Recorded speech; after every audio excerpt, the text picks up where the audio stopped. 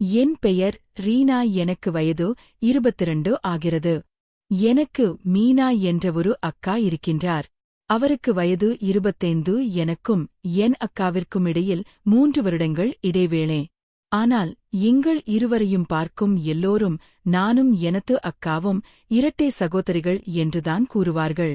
அவ்வளவு முக ஒற்றுமை எங்களுக்குள். அக்கா கல்லூரி படித்து முடித்துவிட்டு ஒரு தனியார் நிறுவனத்தில் வேலை செய்கின்றார். நான் கல்லூரி படிப்பு முடியும் தருவாயில் இருந்தேன். அப்பொழுது எங்கள் வீட்டில் என் அக்காவிற்கு திருமணம் ஏற்பாடுகள் செய்தார்கள் என் பெற்றோர்கள். அதற்காக தரகரிடம் ஊரில் உள்ள பெரிய இடத்து வீட்டு மாப்பிள்ளைகளாக பார்க்க சொல்லி இருந்தார்கள். ஆனால் என் அக்காவிற்கு யாரையும் பிடிக்காததால் பக்கத்தில் ஊரில் இருக்கும் ஒரு இளைஞனையே அக்காவிற்கு திருமணம் செய்து வைப்பதாக பெற்றோர்கள் முடிவு செய்தார்கள். அவர்கள் வீட்டில் நல்ல வசதி, அதனால் அக்காவும் திருமணத்திற்கு ஒத்துக்கொண்டாள். அதனால் மாப்பிள்ளை வீட்டிலிருந்து எங்கள் வீட்டிற்கு என் அக்காவை பெண் பார்க்க வரச்சொல்லி என் அப்பா அம்மா அவர்கள் வீட்டிற்கு தகவல் தெரிவித்தார்கள். அவர்களும் ஞாயிற்றுக்கிழமை வருகிறோம் என்று அப்பாவிடம் கூறியிருந்தார்கள். நான் விடுதியில் தங்கி படித்து வந்து கொண்டிருந்தேன். இதனால் என் அக்கா எனக்கு தொலைபேசி மூலம் என்னை பெண் பார்க்க வருகிறார்கள். நீயும் அந்த நிகழ்ச்சியில் கலந்து கொள்ள வேண்டும் என்று என்னிடம் கூறினார். நானும் என் அக்கா சொன்னதைக் கேட்டு மிகவும் மகிழ்ச்சியானேன். பிறகு சரி என்று ஒத்துக்கொண்டேன். அவர்கள் ஞாயிற்றுக்கிழமை பெண் பார்க்க வருகிறார்கள் என்று கூறியது எனக்கு மிகவும் வசதியானது. நான் சனிக்கிழமை என் வீட்டிற்கு சென்றுவிட்டேன். அங்கு சென்றவுடன் என் அக்கா என்னை இருக்க கட்டிக்கொண்டார். பிறகு என் அம்மா அப்பா என்னை நலம் விசாரித்தார்கள். நான் 2 வருடங்கள் கழித்து என் வீட்டிற்கு சென்றேன். அக்கா திருமணம் முடித்தவுடன் நான் என் பெற்றோர்களுடன் இருப்பதாக முடிவு செய்திருந்தேன். எனது படிப்பு முடிந்துவிடும் என்பதனால் பிறகு நான் என் உறவினர்கள் என்று எல்லோரிடமும் நன்றாக பேசிக் கொண்டிருந்தேன். அப்பொழுது என் உறவினர்கள் எல்லோரும் என்னை மீனா என்று அழைத்தனர். அவர்களிடம் நான் சொன்னேன், நான் மீனா கிடையாது, ரீனா என்று. அம்மா கூட குழப்பத்தில் என்னை மீனா என்றுதான் அழைத்தார். அந்த அளவிற்கு எனக்கும் என் அக்காவுக்கும் பாகுபாடுகள் இல்லாமல் ஒரேபோல் முகமைப்பு இருந்தது. மறுநாள் மாப்பிள்ளை வீட்டில் பெண் பார்க்க வருவதாக கூறியுள்ளதால் எங்கள் வீட்டில் எல்லா ஏற்பாடுகளும் செய்திருந்தார்கள். மாப்பிள்ளை வீட்டிற்காக எங்கள் உறவினர்கள், பெற்றோர்கள், நான், என் அக்கா என எல்லோரும் காத்திருந்தோம். சிறிது நேரத்திலேயே மாப்பிள்ளை வீட்டின் கார் எங்கள் வீட்டு வாசலில் நின்றது. அக்கா அறையில் அலங்காரம் செய்து கொண்டிருந்தாள். நான் ஓடி சென்று ஜன்னல் வழியாக எட்டி பார்த்தேன். அப்பொழுது காருக்குள் இருந்து இறங்கிய மாப்பிள்ளை பார்ப்பதற்கும் மிகவும் அழகாக வசீகரா முகத்துடன் கட்டுக்கோப்பான உடம்புடன் இருந்தார். அவரை பார்த்தவுடன் எனக்கு பிடித்துவிட்டது. நான் அவரை ரசித்துக் கொண்டிருந்தேன். திடீரென என் அக்கா என் அருகில் வந்து நின்றால் உடனே நான் அவரை ரசிப்பதை நிறுத்திக் கொண்டு, அக்கா, அங்க பார்த்தீங்களா மாமா, எவ்வளவு அழகா இருக்காங்க என்று கூறினேன். பிறகு என் அக்காவிற்கும் மாமாவை மிகவும் பிடித்துவிட்டது. பிறகு மாப்பிள்ளை வீட்டில் எல்லோரும் எங்கள் வீட்டில் வந்து அமர்ந்து என் பெற்றோருடனும் உறவினருடனும் பேசிக் கொண்டிருந்தார்கள். என் அக்காவை என் அம்மா காபி போட்டு எடுத்துட்டு வர சொன்னாங்க. அக்காவும் காபியை கொண்டு போய் கொடுத்துவிட்டு வந்தால் மாப்பிள்ளைக்கும் என் அக்காவை பார்த்தவுடன் பிடித்துவிட்டது. அதன் பிறகு இருவருக்கும் பிடித்திருக்கிறதா என்று இருவரது சம்மதத்தையும் கேட்டுவிட்டு நிச்சயம் செய்து முடித்தார்கள். பிறகு 1 மாதம் கழித்து அக்காவிற்கு திருமணம் வைத்தார்கள். ஏனென்றால் நான் 1 மாதத்திற்குப் பிறகுதான் இனி வீட்டிற்கு வருவேன். அதனால் அக்காவின் திருமணத்தை 1 மாதம் கழித்து வைத்தார்கள். மாப்பிள்ளையிடம் எப்படியாவது பேசிவிட வேண்டும் என்று நான் நினைத்துக் கொண்டிருந்தேன். அதேபோல் எனக்கு ஒரு சந்தர்ப்பம் கிடைத்தது. மாப்பிள்ளை வீட்டில் எல்லோரும் அவர்கள் வீட்டிற்கு செல்ல தயாராகும் பொழுது மாப்பிள்ளை சிறிது நேரம் அக்காவுடன் பேச வேண்டும் என்று கூறினார். அதனால் என் அக்காவின் அறையில் அவரை சென்று பேச சொல்லிருந்தார்கள். அப்பொழுது நான் என் அக்காவிடம், மாப்பிள்ளையிடம் நான் சிறிது நேரம் பேசுகிறேன், உனக்கு சரியானவரா என்று தெரிந்து கொள்ள வேண்டும் என்று சொல்லிவிட்டு என் அக்காவை அங்கிருந்து செல்ல சொல்லிவிட்டு அக்காவின் அறையில் நான் இருந்தேன். மாப்பிள்ளை வந்தவுடனே அவர் வேலையை ஆரம்பித்துவிட்டார். நான் ஜன்னல் அருகில் நின்று கொண்டிருந்தேன். அவர் அறைக்குள் வந்தவுடன் பின்னாலிருந்து என்னை காட்டி அணைத்தார். முதலில் நான் எந்த சத்தமும் கொடுக்கவில்லை. ஏனென்றால் நான் எதிர்பார்த்தது அதுதான். அதனால் எந்த சத்தமும் போடாமல் நின்று இருந்தேன். அதன் பிறகு அக்கா பார்த்து விடுவாளோ என்று நினைத்து அவரிடம், என்ன பண்றீங்க சார், நான் உங்களை கல்யாணம் பண்ணிக்கப் போறேன், ஒன்னு கிடையாது என்று கூறினேன். உடனே அவர், என்ன சொல்ற மீனா, கீழே என்ன பிடிச்சிருக்குதுன்னு சொன்னேன். இப்ப உனக்கு என்ன பிடிக்கலையா என்று கேட்டார். உடனே நான் அதற்கு சிரித்துக்கொண்டே, நான் ரீனா மீனாவோட தங்கச்சி, பார்க்க 2 பேரும் ஒரே மாதிரி இருப்போம் என்று என்னை நானே அறிமுகம் செய்து கொண்டேன். உடனே அவர், நீ ஏன் கீழே வரவில்லை என்று என்னை கேட்டார். அதற்கு உடனே, அக்காவிற்கு மாப்பிள்ளை பார்க்க வரும் பொழுது தங்கே அந்த இடத்தில் இருக்கக்கூடாது என்று கூறினார்கள். அதனால்தான் நான் கீழே வரவில்லை என்று கூறினேன். அதற்கு உடனே மாப்பிள்ளை சிரித்துக்கொண்டே, நீயும் மீனாவும் பார்ப்பதற்கு ஒரே மாதிரி இருந்ததால் மீனா என்று நினைத்து உன்னை கட்டிப்பிடித்துவிட்டேன். என்னை மன்னித்து விடு என்று கூறினார். பரவாயில்லை, விடுங்கள். ஆனால் அக்காவிடம் கூறிவிடாதீர்கள் என்று அவரிடம் சொன்னேன். அவரும் சரி என்று தலையாட்டினார். பிறகு நான் அந்த அறையை விட்டு வந்துவிட்டேன். என் அக்காவும் மாமாவும் பேசிக் கொண்டிருந்தார்கள். என் மாமாவின் பெயர் ராஜேஷ். அவரும் என் அக்காவும் பேசி முடித்த பிறகு அவர் அறையை விட்டு வெளியே வந்தார். நான் அறையின் வெளியே அமர்ந்திருப்பதைக் கண்டு அவர் என் அருகில் வந்து, உன் அக்காவை விட நீ மிகவும் அழகாக இருக்கிறாய் என்று என்னை பார்த்து கண்ணடித்துவிட்டு சென்றார். அவர் ஏன் அப்படி சொன்னார் என்று எனக்கு புரியவில்லை. ஆனால் அவர் என்னை கிண்டல் செய்கிறார் என்று நான் நினைத்துக் கொண்டு விட்டுவிட்டேன். பிறகு எல்லா விசேஷங்களும் முடிந்து திருமணத்திற்கான ஏற்பாடுகள் எல்லாம் நடைபெற்றுக் கொண்டிருந்தது. நான் என் கல்லூரிக்கு செல்வதற்காக என் விடுதிக்கு கிளம்பிவிட்டேன். என் அக்காவிடம் நான் திருமணத்திற்கு 1 வாரம் முன்பே வந்துவிடுவேன் என்று கூறிவிட்டு சென்றேன். ஆனால் போகும் வழி எங்கும் என் மாமா என்னை அணைத்ததும் என்னிடம் வந்து கண்ணடித்தது மட்டுமே என் மனதிற்கு ஒட்டிக் கொண்டிருந்தது. எந்த அனுடனும் பேசாத நான் மாமாவிடம் பேசி பழக வேண்டும் என விரும்பினேன். பிறகு விடுதிக்கு வந்தேன். அங்கு என் தோழி ரஞ்சிதாவை பார்த்தேன். அவளிடம் நடந்த விஷயங்கள் அனைத்தையும் கூறினேன். அவள் முதலில் சிரித்தாள். பிறகு உனக்குள் காதல் மலர்ந்து இருக்கிறது என்று கூறினார். உடனே நான் அவரிடம், அக்கா கணவன் மீது எனக்கு எப்படி காதல் மலரும், அவர் என் அக்காவை திருமணம் செய்து கொள்ளப் போகிறவர் என்று கூறினேன். உடனே அவள், உனக்கு அவரே பார்த்தவுடன் வந்த உணர்வுகள் அனைத்துமே காதலின் உணர்வுகள்தான், அதனால்தான் நான் கூறுகிறேன் என்று சொல்லிவிட்டு அங்கிருந்து சென்றார். பார, நாங்கள் இருவரும் விடுதி அறைக்கு சென்றுவிட்டோம். மறுநாள் கல்லூரிக்கு சென்றோம். அப்பொழுது எங்கள் கல்லூரியில் படிக்கும் இன்னொரு தோழி அவள் அக்காவின் திருமணத்திற்கு சென்று வந்ததாய் பற்றி கூறினார். என்னிடம் வந்து, உன் அக்காவிற்கு எப்பொழுது திருமணம் என்று கேட்டார்.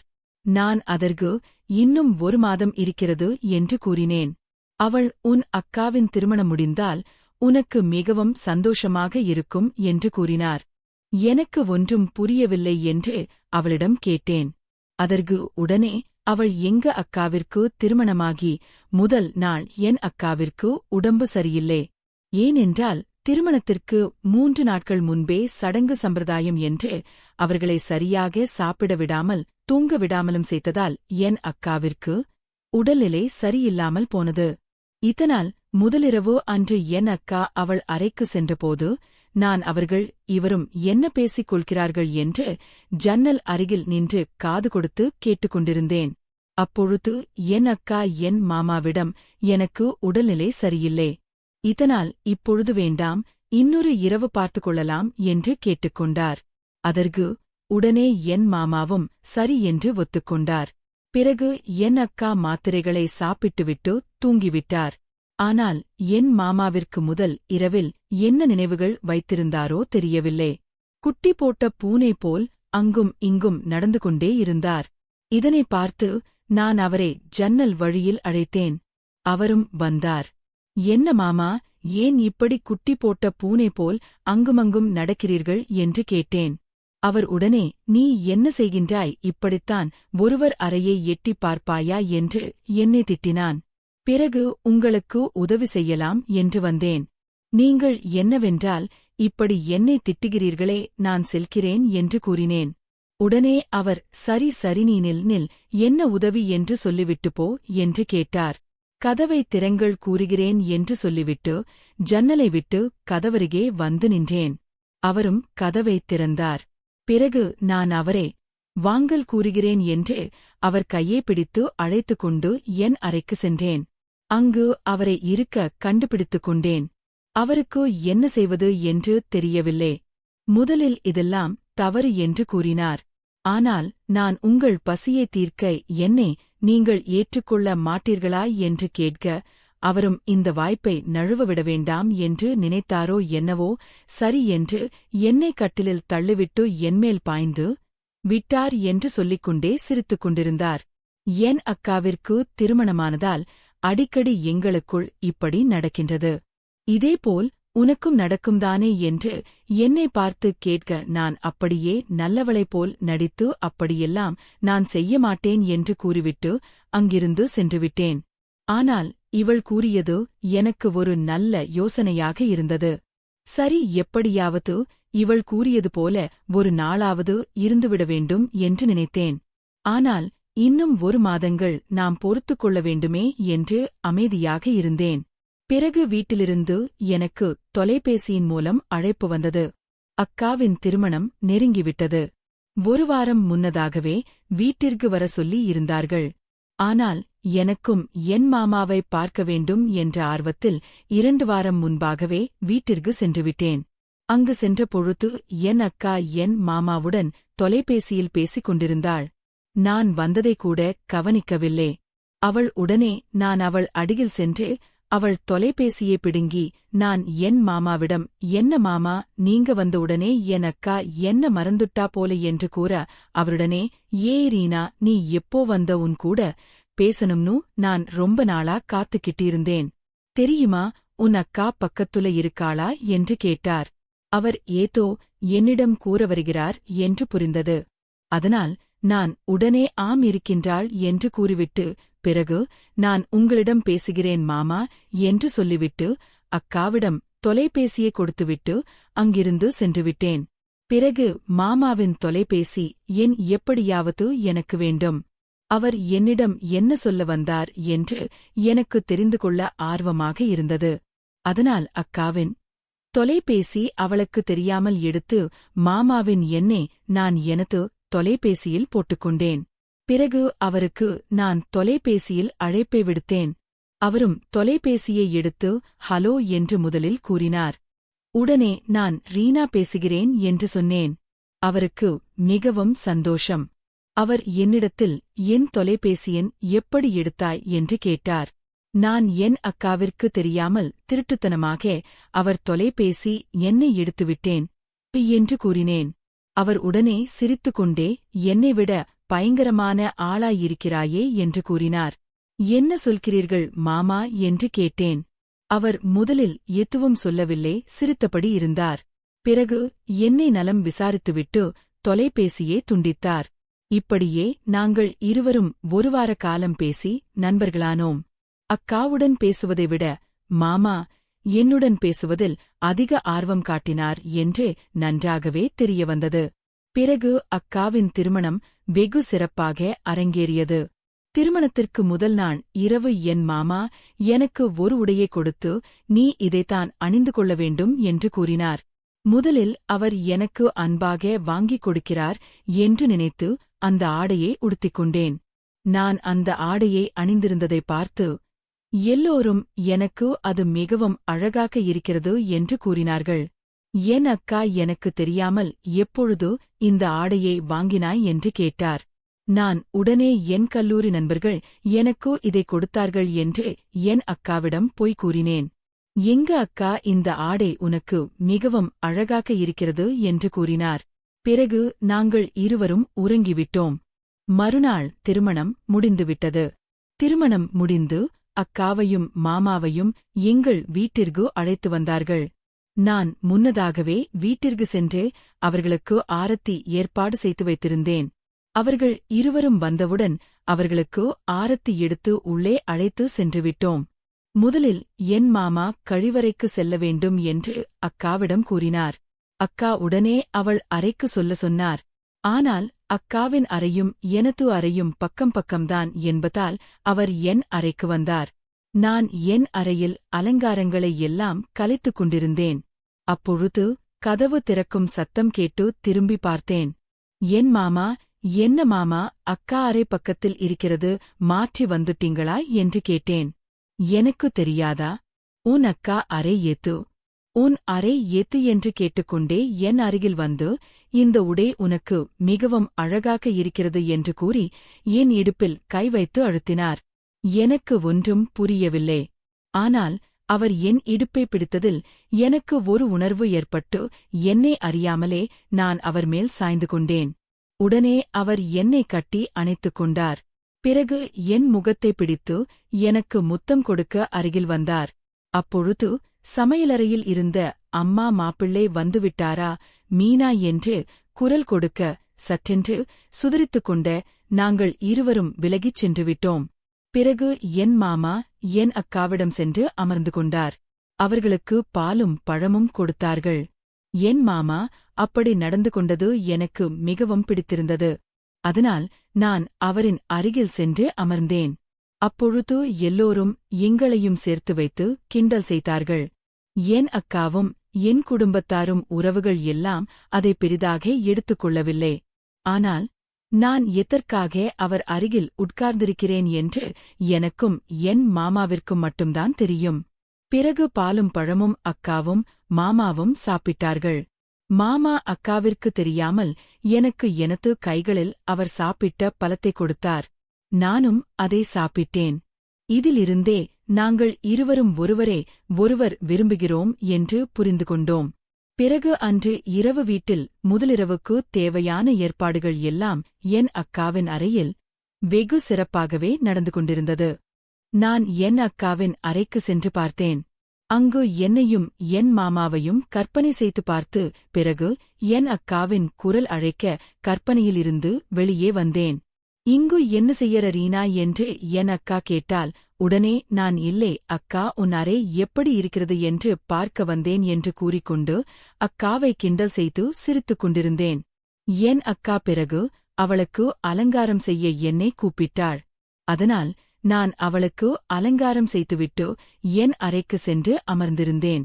அக்காவிற்கு நல்லது நடக்கிறது என்று சந்தோஷப்படுவதா, இல்லை நாம் விரும்பி அவர் இன்னொரு பெண்ணுடன் இருப்பதை நினைத்து வருத்தப்படுவதா என்று தெரியாமல் என் அக்காவின் அறையில் என்ன நடக்கிறது என்று பார்ப்பதற்காக சென்றிருந்தேன். என் தோழி செய்ததைப் போல் நானும் ஜன்னல் வழியாக என் அக்காவின் அறையை எட்டிப் பார்த்தேன். அப்பொழுது என் மாமா என் அக்காவிடம் உறவில் ஈடுபட்டு கொண்டிருந்தார். பிறகு எல்லாம் முடிந்ததும், அக்கா, எனக்கு மிகவும் உடல் வலியும் சோர்வாகவும் இருக்கிறது. அதனால் என்னை தொந்தரவு செய்யாதீர்கள் என்று சொல்லிவிட்டு உறங்கிவிட்டாள். 2 மணி நேரமாக கால் கடுக்க நின்று அவர்கள் என்ன செய்கிறார்கள் என்று பார்த்துக் கொண்டிருந்தேன். பிறகு எல்லாம்தான் முடிந்துவிட்டதே என்று நினைத்துக்கொண்டு என் அறையில் சென்று உறங்க தயாரானேன். அப்பொழுது என் அறை திறக்கும் சத்தம் கேட்டது. யார் என்று எழுந்து பார்த்தபொழுது என் மாமா அங்கு வந்தார். என்னிடம் வந்து, உன் அக்கா மிகவும் மோசம். என் ஆசை அடங்குவதற்குள்ளே அவள் உறங்கிவிட்டாள். நீ என்னுடன் இருக்கிறாயா என்று என்னிடம் அனுமதி கேட்டார். முதலில் தயக்கத்தில் இருந்த நான் பிறகு சரி என்று ஒத்துக்கொண்டேன். பிறகு மெல்ல மெல்ல என அருகில் வந்து அமர்ந்தார். பிறகு என்னை கட்டிலில் தள்ளி என்மேல் ஏறி அமர்ந்து கொண்டார். என்ன கழட்டி அவர் லீலைகளில் ஈடுபட்டார். அக்காவுடன் வெறும் 2 மணி நேரம் மட்டுமே. ஆனால் என்னுடன் இரவு 10 மணியிலிருந்து 1 மணி வரை ஒன்றாக இருந்தால் என்மேல் இவ்வளவோ ஆசையா என்று அவரிடம் கேட்டபொழுது, நான் பெண் பார்க்க வந்த பொழுது நீ ஜன்னல் அருகில் நின்று ரசித்ததை நான் பார்த்துக் கொண்டிருந்தேன். நீதான் பெண் என்று நினைத்து தவறாக நினைத்துவிட்டேன். ஆனால் மீனா காப்பி கொண்டு வந்த பொழுதுதான் பெண் வேறு என்று தெரிந்தது. நீ அணிந்திருந்த உடைக்கும் உன் அக்கா அணிந்திருந்த உடைக்கும் சம்பந்தமே இல்லை. ஒரு நிமிடத்திற்குள் எப்படி ஆடையை மாற்ற முடியும் என்று சந்தேகித்துதான் அன்று உன் அக்காவிடம் பேச வேண்டும் என்று சொல்லிவிட்டேன். உன்னை தேடி வந்தேன் என்று என்னிடம் கூறினார். நான் உன்னையே திருமணம் செய்து கொண்டிருப்பேன். ஆனால் எனக்கு உன் அக்காவையும் பிடித்திருந்தது. உங்கள் இருவரையும் அடைய வேண்டும் என்று நினைத்துதான் திருமணத்திற்கு சம்மதித்தேன் என்று கூறினார். அவர் கூறியது எனக்கு முதலில் அதிர்ச்சியாக இருந்தாலும் அவர் நமக்காகத்தான் இப்படி செய்திருக்கிறார் என்று நினைத்து அதை நான் பெரிதாக எடுத்துக்கொள்ளவில்லை. விட்டுவிட்டேன். பிறகு அவர் யாருக்கும் தெரியாமல் என் அக்காவின் அறைக்கு சென்று படுத்துக்கொண்டார். இப்படியே ஒரு வாரம் நானும் எனது மாமாவும் உல்லாசமாக இருந்தோம். ஒரு வாரம் கழித்து என் அக்கா மாமாவின் வீட்டிற்கு செல்ல தயாரானால் என்னால் இனி மாமாவுடன் இப்படி இருக்க முடியாது என்று மிகவும் வருத்தத்தில் இருந்தேன். அதன் பிறகு ஒரு மாதம் கல்லூரி விடுதிக்கு சென்றுவிட்டேன். கல்லூரி முடிந்துவிட்டு வீட்டிற்கு வந்துவிட்டேன். என்னால் வீட்டில் இருக்க முடியவில்லை. அந்த ஒரு வாரம் மட்டுமே என் நினைவில் ஓடிக்கொண்டிருந்தது. அதனால் நான் என் அக்காவின் வீட்டின் அருகிலேயே ஒரு நிறுவனத்தில் வேலையை வாங்கிக் கொண்டு என் அக்காவின் வீட்டிலிருந்து வேலைக்கு சென்று கொண்டு வந்திருந்தேன். அதற்கான ஏற்பாடுகளை எல்லாம் என் மாமாவே எனக்கு செய்து கொடுத்தார். பிறகு நாங்கள் இருவரும் யாருக்கும் சந்தேகம் வந்திடாமல் அடிக்கடி ஒன்றாக இருந்து வந்தோம். என் மாமா என் அக்காவுடன் உல்லாசமாக இருந்ததை விட என்னுடனே உல்லாசமாக அதிகமாக இருந்தார். ஒருநாள் எனக்கு திருமணம் பேச்சு எடுத்த பொழுது என்ன செய்வது என்று தெரியவில்லை. எப்படி இனி மாமாவுடன் இருக்க முடியாது என்று நினைத்துக் கொண்டிருந்தேன். ஆனால் நான் திருமணம் செய்து கொள்ளப் போவது என் மாமாவின் தம்பியேதான் என்று தெரிந்தது எனக்கு புரியவில்லை. என் மாமாவிற்கு தம்பி இருக்கிறாரா என்று யோசித்தேன். அதன் பிறகுதான் என் மாமாவின் தம்பி வெளிநாட்டில் வேலை செய்வது எனக்கு தெரிய வந்தது. பிறகு நானும் ஒத்துக்கொண்டேன். மாமாவின் தம்பி அதிகமாக எனக்கு பிடிக்கவில்லை. ஆனால் மாமாவிற்காக திருமணத்திற்கு சம்மதித்தேன். என் பெற்றோரும் ஒரே வீட்டில் பெண்கள் இருவரும் திருமணம் செய்து கொடுப்பது சந்தோஷம் என்பதால் அவரும் திருமணம் செய்து கொடுத்துவிட்டார்கள். பிறகு எங்களுக்கு எந்த இடைஞ்சலும் இல்லாமல் நானும் என் மாமாவும் உல்லாசமாக இருந்து வந்து கொண்டிருக்கிறோம். கார்த்திக்கும் யோகாவும் பெங்களூரில் ஒரு பன்னாட்டு நிறுவனத்தில் ஒன்றாக வேலை பார்க்கிறார். 3 வருடமாக உருகி உருகி காதலித்தார்கள். ஒருவரை ஒருவர் நன்கு புரிந்து கொண்டு இவளைதான் கல்யாணம் பண்ணிப்பேன் என்று திடமாக முடிவு செய்து இரு வீட்டாரின் சம்பந்தத்தோடு கார்த்திக் யோகாவின் கழுத்தில் தாலி கட்டினான். திருமணம் முடிந்து நாட்கள் செல்ல செல்ல காதல் திகட்ட ஆரம்பித்தது. மெல்ல மெல்ல விரிசல் விழ ஆரம்பித்தது. அன்று அதிகாலையிலேயே சண்டே ஆரம்பித்தது. மணி 7:30 இருக்கும் யோகா அவசர அவசரமாக குளித்துவிட்டு ஆபீஸுக்கு கிளம்பிக் கொண்டிருந்தாள். கார்த்திக், இன்னைக்கு எனக்கு 9 மணிக்கு ஒரு முக்கியமான மீட்டிங் இருக்கு. அதனால நான் சீக்கிரம் கிளம்புறேன். பிரிட்ஜ்ல மாவு இருக்கு. எடுத்து தோசை ஊத்திக்கோங்க. சட்னி பண்ண நேரம் இல்லை, பொடி போட்டு சாப்பிடுங்க. பிடிக்கலன்னா நீ ஆபீஸ் போற வழியில சாப்பிட்டுக்கோங்க என்று சொல்லிக்கொண்டே கார்த்திக்கின் பதிலை எதிர்பார்க்காமல் யோகா வெளியே சென்றான். தூங்கி எழுந்து தலைவலியோடு சோபாவில் அமர்ந்த கார்த்திக்கு கோபம் தலைக்கு எரியது. போப்போ நைட் பேசுகிறேன் என்று கார்த்திக் யோசித்து கொண்டே சோபாவில் சாய்ந்தான். அன்று இரவு வீடே இரண்டுபட்டது. இருவரும் சண்டை கோழியாக மாறியிருந்தார்கள். ஏன் நானும் தானே வேலைக்கு போறேன், எனக்கு மட்டும் கஷ்டம் இருக்காதா? ஒரு சில நாட்கள் அட்ஜஸ்ட் பண்ண என்ன வீட்ல சின்ன சின்ன வேலை பண்ணனும்? இல்ல நானேதான் பண்ணனுமா? என்றால் ஆமாண்டி, இப்படி சின்ன சின்னதாதான ஆரம்பிச்சு எல்லா வேலையும் என் தலையில கட்டிக்கிட்டு போயிடு என்று கார்த்திக் கோபமாக பேசினான். இப்படியே சண்டே நீழ ஒரு வழியாக இருவரும் ஆளுக்கு ஒரு அறையில் தூங்கி போனார்கள். அடுத்த நாள் அழைப்பு மணியின் ஓசையைக் கேட்டு கதவை திறந்தார். கார்த்தியின் அப்பா. திறந்தவருக்கு ஆச்சரியம். கார்த்திக், வா, என்ன இதுவரைன்னு போனில் கூட சொல்லாமல் வந்திருக்க, ஏம்பா யோகா வரலையா என்றார். இல்லப்பா, புறப்பட்டு வரணும்னு தோணுச்சு. ஒரு வாரம் ஆபீஸ்க்கு லீவ் போட்டுட்டு கிளம்பி வந்துட்டேன் என்றான். அவன் முகத்தில் தெரிந்த சோகம், கவலை, ஏதோ பிரச்சனை என்பது மட்டும் புரிய உள்ளே நுழைந்தவனை மோனமாக பின்தொடர்ந்தார். அம்மா எங்கப்பா என்றான் கார்த்திக். அம்மா டாக்டர்ஸ் கான்பிடன்ஸ்க்காக ஏற்காடு போயிருக்கா, இன்னைக்கு வந்துருவா என்றார். நீங்க ரிட்டையர் ஆயிட்டீங்கம்மா, இன்னும் வேலை பார்த்துட்டே இருக்கறாங்க என்று கார்த்திக் கூற, உங்க அம்மாவுக்கு ரிட்டையர்மெண்ட் கிடையாது. அவ செய்ற தொழில் அப்படி புனிதமான மருத்துவ தொழிலாச்சே. சரி, நீ என்ன குடிக்கிற, காபியா டீயா என்று கேட்டார். இக்கட்டுப்பாட் ட்ரெயின் விட்டு இறங்கியது. காபி குடிச்சிட்டுதான் வந்தேன். உடாரிங்களப்பா, உங்ககிட்ட தனிமையில மனசு விட்டு பேசணும்னுதான் பெங்களூர்ல இருந்து வந்தேன். அம்மா வீட்ல இல்லாததும் நல்லதா போச்சு. புருவத்தை சுருக்கி அவனை பார்த்தார். தெரியுதுப்பா, நீ ஏதோ பிரச்சனையா இருக்குன்னு உன் முக பாவமே சொல்லிடுச்சு. என்ன விஷயம் என்று கேட்டார். மென்மையாக கேட்கும் அப்பாவை பார்த்தான். நான் பெரிய தப்பு பண்ணிட்டேன்னு தோணுதுப்பா. யோகாவை நான் கல்யாணம் பண்ணினதுக்கு அப்புறம் என் வாழ்க்கையே நான் தொலைச்சிட்டேன உன்னே பயமா இருக்கு என்றான். திருமணம் முடிந்து ஒரு வருடத்திற்குள் இது என்ன கசப்பான வார்த்தைகள், புரியாமல் அவனை பார்த்தார். ஆமாம்பா, என்னோட தனித்தன்மைய இழந்துட்டேன்னு தோணுது.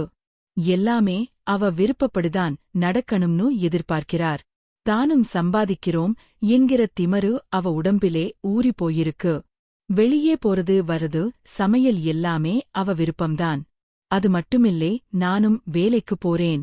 லனிங்களும் வீட்டை வேலைகளை பகிர்ந்து கொள்ளலாம் என்று கட்டாயப்படுத்துறா. அவளோட போராடி தோத்து போயிட்டேன். அப்பா ஏத்து பேசினாலும் அது விவாதமாக மாறி சண்டையில்தான் முடியுது. என்னோட ஒத்துப்போகின்ற எண்ணம் அவன் மனசுல துளி கூட இல்ல.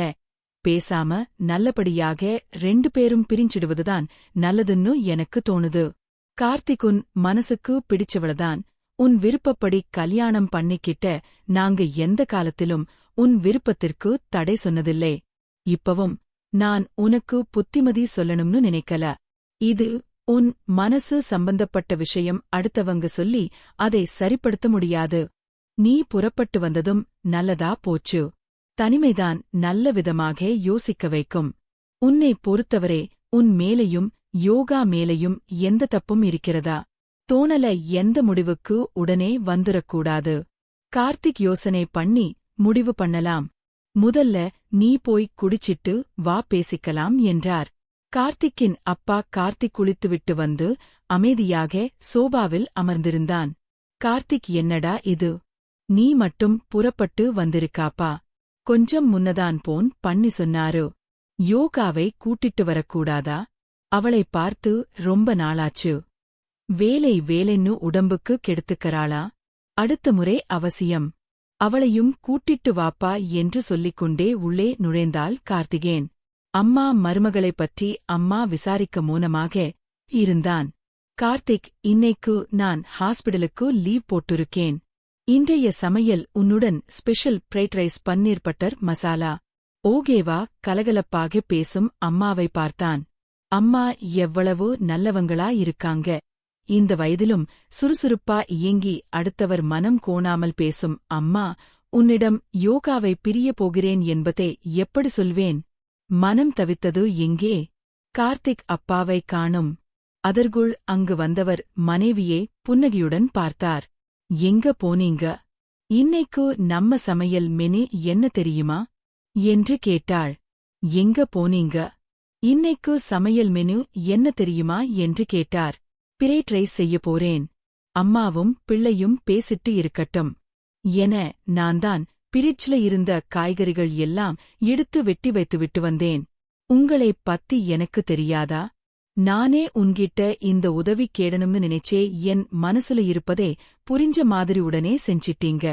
அம்மாவும் அப்பாவும் இப்படி அந்யோன்யமாக பேசிக்கொள்வது மனதுக்கு எவ்வளவோ இதமாக இருக்கு.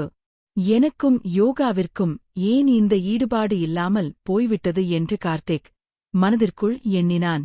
சாயந்திரம் அப்பா வாக்கின் சென்றிருக்க தோட்டத்தில் அம்மாவுடன் காற்றாட அங்கிருந்த நாற்காலியில் உட்கார்ந்து கொண்டான். மகனை பார்த்து புன்னகைத்தவள், சொல்லு கார்த்திக், அப்புறம் உன் லைஃப் எப்படி போயிட்டு இருக்கு? யோகா என்ன சொல்றா? நான் ஒரு பைத்தியம். 3 வருஷமா ஒருத்தர் விரும்பி கல்யாணம் பண்ணிக்கிட்டு இருக்கீங்க. நிச்சயமா உங்க வாழ்க்கை சந்தோஷமாதான் போயட்டே இருக்குன்னு எனக்கு தெரியும். தேவையில்லாமல் கேட்கின்றேன் என்றார். அது சரி, நீ மட்டும் வந்ததுக்கு யோகாவையும் கூட்டிட்டு வந்திருந்தா மனசுக்கு நிறைவாயிருந்திருக்கும் என்றார் அம்மா. உன்கிட்ட ஒரு விஷயம் கேடணும். அப்பாவை பற்றி நீ என்ன நினைக்கிற? 30 வருஷ தாம்பத்தியத்தில உனக்கு முழு நிறைவு கிடைச்சிருக்கா?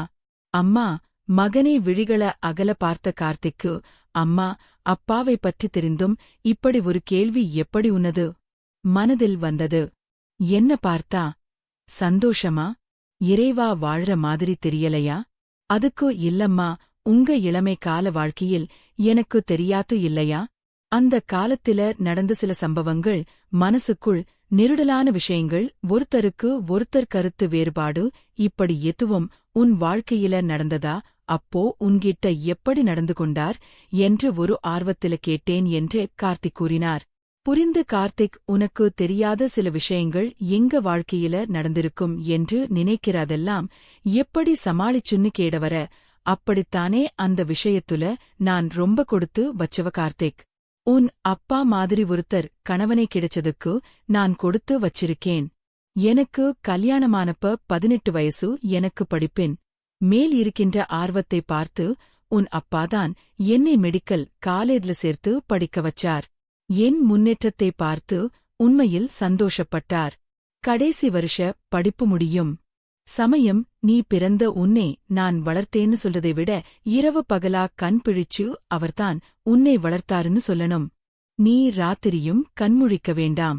குழந்தை அழுதா நான் பாத்துக்கறேன். படிச்சுக்கிட்டே வீட்டு வேலையும் பார்த்து சிரமப்படாத. ராத்திரி நல்லா தூக்கம் இல்லாட்டி உடம்புக்கு கெட்டுடும். நீ ரெஸ்ட் எடு அப்படின்னு சொன்னாரு. உங்க அப்பாவின் அன்பான வார்த்தைகள் எனக்கு நிறைய தைரியத்தையும் ஊக்கத்தையும் கொடுத்துச்சு.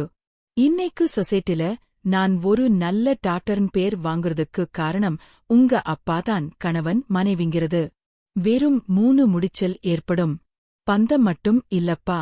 அதையும் தாண்டி உள்ளுணர்வோடு ஒருத்தர் மனசார் ஏத்துக்கணும். அவரவர் நிறைவுரைகளோடு வாழுதுதான் உண்மையான தாம்பத்தியம். நீ 4 வயசு சிறுவனாயிருந்தபோது ஆபீஸில் நடந்த கையாடலில் வேண்டாதவங்க உங்க அப்பாவையும் இழுத்துவிட 1 வருஷம் வேலையில் இல்லாமல் அவர் வீட்டில இருந்தப்ப என் சேலே துணிமணி கூட துவைச்சு போட்டிருக்காரு தெரியுமா? இங்க பாரு, இந்த கேஸ்ல என் மேல எந்த தப்பும் இல்லை என்று நிரூபணமாயிட்டா. திரும்ப நான் வேலைக்கு போகத்தான் போறேன். அதுவரைக்கும் உனக்கு உதவியாக இருப்பதில் எனக்கு சந்தோஷம்தான் என்பார். இன்னைக்கு வரைக்கும் உங்க அப்பாவை சந்தோஷமாதான் வைத்துக்கொண்டே இருக்கிறேன். மனைவி என்கிறவர் தனக்கு இசைவாதான் நடக்கணும். எனக்கு அடங்கி நடந்து தன்னுடைய எண்ணங்களைதான் பிரதிபலிக்கணும்னு நினைக்கிறவங்க மத்தியில என்னோட திறமைகளை ஊக்குவித்தாரு. அந்த நல்ல மனசுக்கு நான் காலம் முழுவதும் சேவை செய்ய கடமைப்பட்டிருக்கிறேன். கார்த்திக், இங்கே வா. போனில் யோகா இருக்கா? 2 நாளா உடம்பு சரி இல்லையா?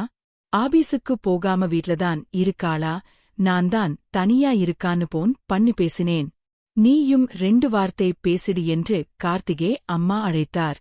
போனை வாங்கி என்ன உடம்பு சரி இல்லையா என்று கார்த்திக் கேட. ஆமாம், காய்ச்சல் அதிகம் இருக்கு. மாத்திரை போட்டுட்டு வீட்ல இருக்கேன்.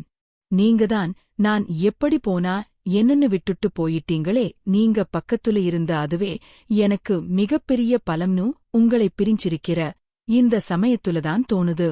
நானும் வார்த்தைகளால உங்களை நிறைய காயப்படுத்தியிருக்கேன். உங்ககிட்ட நான் அன்பை காட்டுவதை விட ஆத்திரத்தை அதிகம் காட்டினதுனாலதானே உங்க மனசுல இருந்து விலகிக்கிட்டு வரேன்னு இந்த தனிமை எனக்கு புரிய வச்சிருச்சீங்க. நான் நடந்திருக்கிறேன். அம்மா சொன்னது போல் அவரவர் நிறைகுறைகளோடு மனசாரை ஏற்றுகிறது. தான் உண்மையான தாம்பத்தியம் நானா நீயா என்ற போட்டிக்கே இதில் இடமில்லே. இப்படி ஒரு அம்மா அப்பாவுக்கு மகனாக பிறந்த நானே இப்படி நடந்து கொள்கிறேன். என்னங்க பேச்சை காணும். இன்னும் என் மேல இருக்கிற கோபம் குறையலையா? சரிங்க என்று யோகா போனில் சொல்ல கார்த்திக். அதெல்லாம் இல்ல யோகா, இன்னைக்கு ஈவினிங்கே இளைப்புடிச்சு ராத்திரிக்குள்ள அங்க வந்துடுறேன். டேக் கேர் என்றுமில்லாத அன்பும் பாசமும் வழிய பழைய கார்த்திக்காக மகன் பேச அவன் மனதில் ஏற்பட்ட சலனங்களும் சஞ்சலங்களும் மறைந்துவிட்டதை புரிந்து கொண்ட அப்பா மெதுவாக அவன் அருகில் வந்து அவன் முதுகை தடவி கொடுத்தார். கார்த்திகாவுக்கு ஒரு ஆணுடன் இருப்பது இதுவே முதல் தடவையாகும். நியாயமான முதலிரவு. இன்று கார்த்திகாவின் மனதினை வெட்கமும் பதற்றமும் ஒருவித அச்சமும் ஆட்கொண்டிருந்திருக்க வேண்டும். ஆனால் அதற்கு பதிலாக குழப்பமும் கவலையும் பயமுமே அவள் மனதில் நிரம்பிக் கிடந்தது. 13 மணி நேரங்களுக்கு முன்பு கழுத்தில் தாலி ஏறிய பெண்ணுக்கு குழப்பமும் கவலையும் பயமும் வேறு எதை பற்றி இருந்துவிடப் போகிறது? அவளது மன வாழ்க்கையின் எதிர்காலம் குறித்து அந்த பயம் சந்தோஷமா இருக்க வேண்டிய நேரத்தில் அவள் பயம் கொள்ள காரணம் தாலி கட்டியதும் அருள் தன் கடமை முடிந்துவிட்டது என்றே முகபாவத்துடன் அவளோடு அமர்ந்திருக்க. என்ன கார்த்திகா, எதுவும் பேச மாட்டேங்கிற, உன்னை எல்லாரும் வாயாடின்னு சொன்னாங்க என்று அருள் பேச்சே தொடங்கி வைத்தான். நீங்க அமைதியா இருந்தீங்க, அதுதான். நானும் எதுவும் பேசல. ஓ சாரி, கொஞ்சம் நேர்வசா இருந்தது. அதுதான். அசடு வழிவதைப் போல் சிரித்துவிட்டு மீண்டும் தொடர்ந்தார். நாம மேரேஜ்க்கு முன்னால பேசிக்கிட்டது இல்ல, அதனால உன்ன பத்தி எனக்கு தெரியாது. என்ன பத்தி உனக்கு தெரியாது. சோ பஸ்ட் என்ன பத்தி நான் சொல்றேன் கூறிவிட்டு ஏதோ சொற்பொழிவாற்ற போது போல தொண்டையே கனைத்துக் கொண்டான். கார்த்திகா எந்தவித அசைவும் இன்றே கண்ணிமைக்காமல் அவனை பார்த்துக் கொண்டிருந்தாள். எனக்கு சின்ன வயசுல இருந்தே அப்பானாவே ரொம்ப பயம். ஏன்னா அவர் வெளியே மட்டும் போலீஸ்காரர் இல்லாம வீட்டுக்குள்ளையும் போலீஸா இருந்ததுதான். எங்க அம்மா தங்கச்சி 2 பேரையும் ரொம்ப பிடிக்கும். அம்மா இறந்ததே இன்னைக்கு வரைக்கும் என்னால தாங்கிக்க முடியல. இதை கூறும் பொழுது அவனது குரல் சற்று உடைந்ததைப் போன்று உணர்ந்தாள் கார்த்திகா. ஆனால் அவனை ஆறுதல் படுத்துவதே போல் எந்த வார்த்தையும் கூற அவள் முற்படவில்லை. காரணம் முன்பே கூறியதைப் போல் அவள் மனதை முற்றுகையிட்டிருந்த அந்த குழப்பமும் கவலையும் பயமுமே தன்னை ஆசுவாசப்படுத்திக் கொண்டு மீண்டும் தொடர்ந்தாள். அருள் சாரி. அப்புறம் எனக்கு ஃப்ரெண்ட்ஸ் ரொம்ப ஜாஸ்தி. மேரேஜ்லயும் பார்த்திருப்ப எல்லோரும் ஸ்கூல் காலேஜ் ஆபீஸ் ஃப்ரெண்ட்ஸ் தான். சண்டே ஆனா ஃப்ரெண்ட்ஸ் கூட சேர்ந்துட்டு சென்னையே ஒரு ரவுண்டு வந்துவிடுவேன். பார்க் பீச் சினிமா என்று அலப்பறை பண்ணுவேன். ரஜினி அஜித் படம்னா முதல் நாள் முதல் ஷோ எங்க இருந்தாலும் போயிடுவேன். எனக்கு புக்ஸ் படிக்கிறது ரொம்ப பிடிக்கும். அப்புறம் எனக்கு கூறிவிட்டு கார்த்திகா முகத்தை பார்த்தும் தூக்கம் வருதா? சரி, ரொம்ப மொக்கை போடுற நாயன கேட்க அவள் இல்லை என்று கூறுவாள் என்று நம்பிக்கையுடன் கேட்டான். அவளும் அவன் நம்பிக்கை காப்பாற்றும் விதமாய் சேல்ல என பொய் சொன்னான். ஓகே, என்ன பத்தி சொன்னது போதும்னு நினைக்கிறேன். நீ சொல்லு கார்த்திகா, உன்னை பற்றி, உன் ஃப்ரெண்ட்ஸ், பிடிச்ச மூவி, பிடிச்ச ஆக்டர், பிடிச்ச புக்ஸ் எதுவா இருந்தாலும் சொல்லு என்றான். அருளருள் கூறியதைப் போல் வீட்டிலும் வெளியிலும் அனைவரிடமும் வாயாடி என்ற பட்டம் பெற்றவள். தன் கார்த்திக் காலையில் சாப்பிட்டியா என்று கேட்டால் கூட 10 பக்கத்திற்கு பேசுவாள். இன்று வார்த்தைகள் அனைத்தையும் பெற்றுவிட்டால் போல் அமைதி உருவாக தலை குனிந்து அமர்ந்திருந்தாள். அவள் பேசுவாள் என்று சற்று நேரம் காத்திருந்த அருள் எதுவும் அவள் பேசாததைக் கண்டு சிரித்துக்கொண்டே, கார்த்திகா வெட்கப்படாத, ஏதாவது பேசு என்றார். கண்ணீர் துளிகளைத் தாங்கி விழிகளுடன் அவனை நிமிர்ந்து பார்த்தவள், என்னை உங்களுக்கு பிடிச்சிருக்கா பிடிக்கலையா என்றால் அழுத்தபடி அவள் அவ்வாறு கேட்டது. அருள் கொஞ்ச நேரம் திகைக்க வைத்துவிட்டது. கார்த்திகா எழுப்பிய கேள்வியில் எவ்வித தவறும் இல்லை. அவள் மனதை அப்படி கேட்கும் நிலைக்கு சஞ்சலப்படுத்தியது. அருள் பேசி முடித்த அருளுக்கு கனவோ ஆசை லட்சியமெல்லாம் சினிமா இயக்குனர் ஆகஸ்ட் வேண்டும் என்பது. ஆனால் அவனது அப்பாவின் கண்டிப்பு இயக்குனர் கனவிற்கு முட்டுக்கட்டை போட்டது. அருளும் அவனது ஆசையை அப்போதைக்கு தள்ளி வைத்தானே தவிர முற்றிலும் ஒத்துக்கிவிடவில்லை. அதனால் தற்காலிகமாக ஒரு முழு நிறுவனத்தில் வேலை பார்த்து வந்தான். அருளுக்கும் அமுதாவிற்கும் அம்மாவின் அன்பே அந்த சர்வதிகார ஆட்சியில் திருந்து கிடைத்த ஒரே ஆறுதல். அந்த ஆறுதலும் புற்றுநோயால் பாதிக்கப்பட்டு அருளின் அப்பா மனைவியின் மரணத்திற்கு வருந்தினாரா என்பதை அருள் அறிய முற்பட்டபோது அந்த கரும்பறையில் எந்தவித உணர்ச்சியும் அவனால் அறிய முடியவில்லை. அதன் பிறகு வீடே சூனியம் பிடித்ததைப் போல ஆகிவிட்டது. ஒரு தாளின் ஒரே பக்கத்தில் எழுதிவிடக்கூடிய அளவிற்கு வீட்டில் உரையாடல் நடந்தது. அருளுக்கும் அமுதாவிற்கும் அம்மா இல்லாத வீட்டில் வாழ்வது நரகத்தில் இருப்பதைப் போன்ற உணர்வையே கொடுத்தது. அருளின் அம்மா இறந்த 4 மாதங்களுக்குப் பிறகு ஹிட்லரின் உறவினரின் ஒருவரின் ஹிட்லரின் சொந்த ஊரானது திருநெல்வேலி அருகே உள்ள வள்ளியூரிலிருந்து வந்திருந்தார். ஏன்பா கணேசா, தங்கச்சி இருந்த பிறகு வீடே இப்படி ஆயிடுச்சு பிள்ளைங்க, ரெண்டும் ரொம்ப இறைச்சி மகிழ்ச்சியே இல்லாம இருக்கு என்றால் உறவினர். நான் என்ன மச்சான் பண்றது, இதுங்களே இப்படி விட்டுட்டு அவ போய் சேர்ந்துட்டா. நான்தான் இங்க கிடந்த அலோலப்படுறேன். வீட்டின் முன் அறையில் நடந்த இந்த பேச்சுவார்த்தை அங்கு நிலவிய அமைதியின் காரணமாய் அறையில் படுத்துக் கொண்டிருந்த அமுதாவிற்கு தெளிவாய் கேட்டனர்.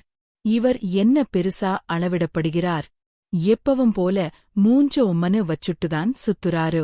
நாங்கதான் அம்மா இல்லாம தவிக்கிறோம் என்றே மனதுக்குள் நினைத்து கொண்டாள். அவர்கள் பேசிக்கொள்வதை மீண்டும் கவனிக்கத் தொடங்கினாள். கணேஷா, ஒரு கெட்டது நடந்த வீட்ல சீக்கிரம் ஒரு நல்லது பண்ணணும்னு சொல்லுவாங்க. பேசாம நம்ம அருளுக்கு ஒரு கல்யாணம் பண்ணி வச்சுட்டேன். என்ன மச்சான் சொல்றீங்க, அவனுக்கு என்ன வயசு ஆகுது, அதுக்குள்ள கல்யாணத்துக்கு என்ன அவசரம் என்று கணேஷ் கேட்டார். கணேஷ், பெத்தவங்களுக்கு பிள்ளைங்க எப்பவும் குழந்தைகள்தான், அதுக்காக கல்யாணம் பண்ணி வைக்கமா, அப்படியே விட்டுடலாமா? என்ன படிச்சு முடிச்சிட்டு பிள்ளை நல்லா கை நிறைய சம்பாதிக்கிறான், இதுக்கு மேல கல்யாணம் பண்ண என்ன வயசு வேணும்னு சொல்றேன் என்று முடித்தார்.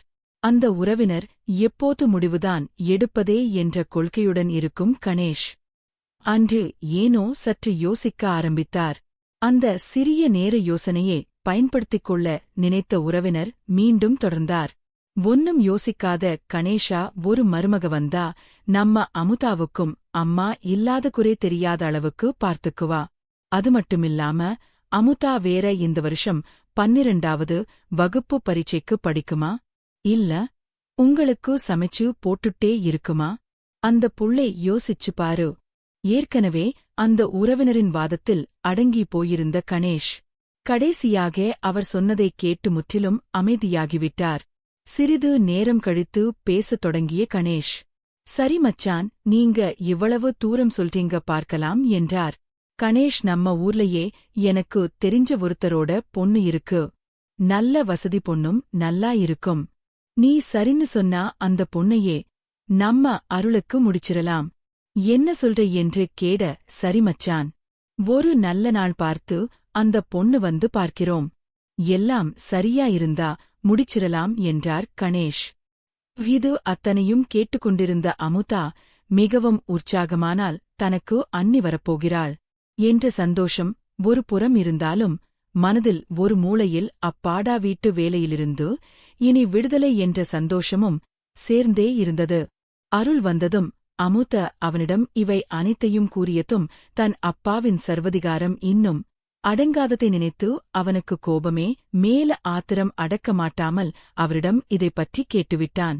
ஆமாடா, உனக்கு கல்யாணம் பண்ணணும்னு முடிவு பண்ணிருக்கேன், அதுக்கு என்ன இப்போ என்றார். என்னை கேட்காமல் எப்படி நீங்க முடிவு பண்ணலாம் என்றான் அருள்.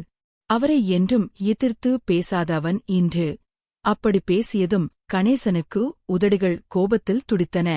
என்னடா சம்பாதிக்க ஆரம்பிச்சுட்டேன்னு திமிரா, உன்ன கேட்டா உன்ன பெத்தல ஒன்னு கேட்டுதான் உனக்கு பேர் வச்சு நான் ஸ்கூல்ல சேர்த்தனேன், காலேல சேர்த்து நான் நல்லா படிக்க வச்சனேன், அப்புறம் இத மட்டும் என்னத்துக்கு நான் உன்ன கேடணும், அது என்றார். உடனே அருள், அது உங்க கடமை, ஆனா கல்யாணம் என்னோட லைஃப் பிரச்சனை, நீங்க பெத்திங்கிறதுக்காக என் வாழ்க்கையை நீங்கள் வாழ முடியாது, நான்தான் வாழணும். பேச்சு தடிப்பதைக் கண்டு அமுத அருளை ஆசுவாசப்படுத்த முயன்றான்.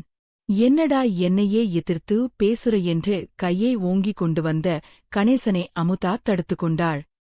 அடுத்த வாரமே அந்த பொண்ணை போய் பார்க்கிறோம், எனக்கு புடிச்சிருந்தா 10 நாள்ல கல்யாணம் என கூறிவிட்டு நகர்ந்தார் கணேஷ். அருள் பேச்சற்றவனாய் அங்கே நின்றிருந்தான். வள்ளியூரில் போய் கார்த்திகாவை பார்த்ததும் சில கணேசனுக்கு மிகவும் பிடித்து போய்விட்டது. அவள் காப்பி கொண்டு வந்து கொடுத்த பொழுது முகத்தை பார்த்துவிட்டு திரும்பிக் கொண்டாள். அருள் அமுதாவுக்கு கார்த்திகாவை பிடித்து போய்விட்டது. தம்பிக்கு வேலை என்ன என்றார். கார்த்திகாவின் அப்பா உடனே கணேஷின் உறவினர் கம்ப்யூட்டர் இன்ஜினியராயிருக்கிறாரு, சென்னையில் மாசம் 30,000 சம்பளம் என்றார். அருள் குறுக்கிட்டு, அதெல்லாம் இல்லைங்க, டிபி கம்பெனியில வேலை பார்க்கிறேன், மாதம் 15,000 தான் சம்பளம் என்றான் அருள். இந்த நேர்மையான பேச்சில் அவன் மீது ஒரு நல்ல அபிப்பிராயம் ஏற்பட்டுவிட்டது. கார்த்திகாவின் அப்பாவிற்கு பிறகு என்ன 10 நாளில் திருமணம் என்று ஏற்பாடு ஆகிவிட்டது.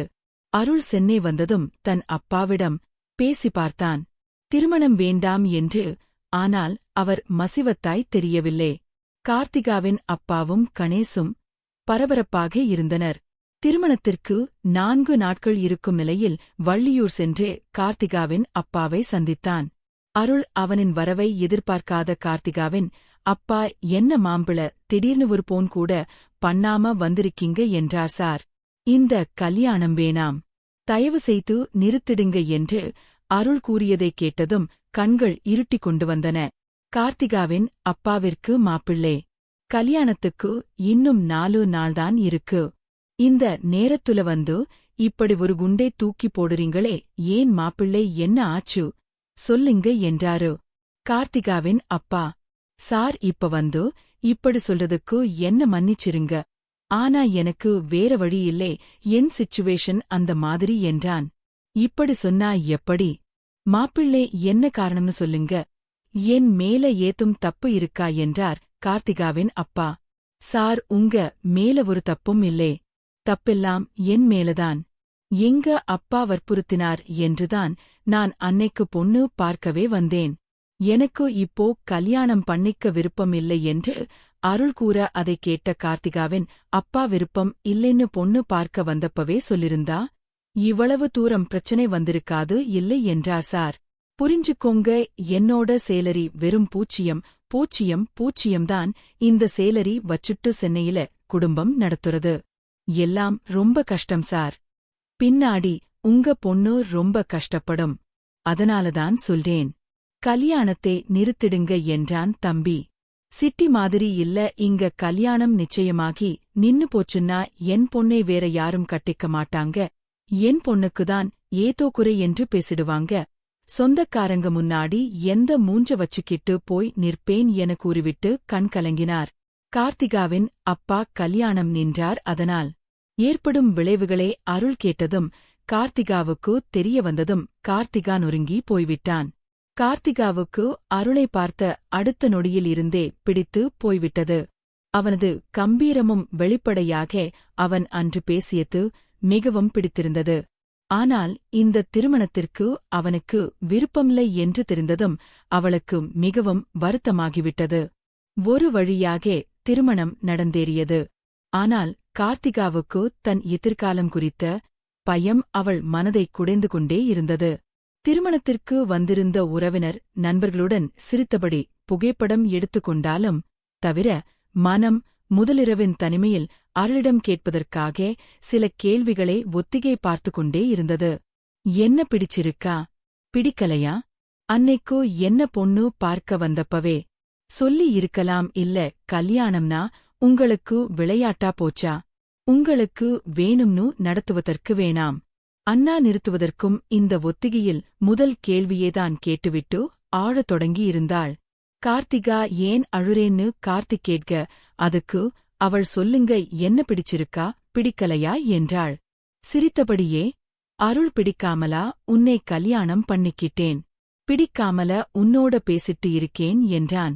அப்புறம் ஏன் அப்பா கிட்ட கல்யாணத்தை நிறுத்த சொல்லி சொன்னீங்க என்று கார்த்திகா கேடையோ, அது வேற கார்த்திகா, என்னோட சேலரி வெறும் பூச்சியம்தான். அதை வச்சுட்டு எப்படி ஃபேமிலி ரன் பண்ண முடியும்? அப்பாவும் அடுத்த வருஷம் ரிட்டையர் ஆகிடுவாரு. இதனால அமுதாவோட படிப்பு செலவும் இருக்கு. அப்புறம் அமுதாவுக்கு மேரேஜ் பண்ணனும். இப்படி இருக்கும்போது நான் கல்யாணம் பண்ணிக்கிட்டு குழந்தை பெத்துக்கிட்டா என்ன ஆகிறது?